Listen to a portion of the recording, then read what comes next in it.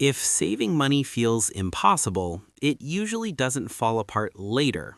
It almost always falls apart right at the very start. Not because you're careless with money, and not because you're bad at managing it. The beginning just feels fragile, stressful, and easy to undo. Every financial decision feels heavier when you're just starting out, especially before you reach your first real savings milestone, the one that actually changes how money feels. And that milestone is your first $1,000.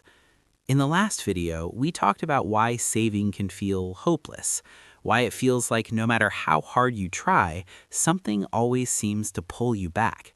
Like you're running in place financially, putting in effort but not really moving forward. Today, we're fixing the first part of that problem, because once this part is solved, everything else becomes easier. When you're starting from zero, every dollar feels fragile. Each deposit feels small, almost insignificant. Each withdrawal feels painful, like undoing progress you worked hard for. Sometimes weeks of careful work can vanish in a single moment. One unexpected expense can erase a lot quickly. A bill, a repair, or a simple mistake. So your brain asks a dangerous question. Why even bother? That reaction isn't a personal failure. It's your psychology doing what it evolved to do. Your brain hates uncertainty, and zero savings feels like constant uncertainty every day. Here's what most people never hear about saving money. The first $1,000 isn't really about the money itself. It's about what the money does to your thinking and how it changes your confidence. It's about momentum. At zero savings, every problem feels like a crisis. Even small problems feel huge. A car repair feels overwhelming. A medical bill feels terrifying. Even minor surprises feel emotionally heavy. But at $1,000, problems change shape. They don't disappear completely, but they shrink.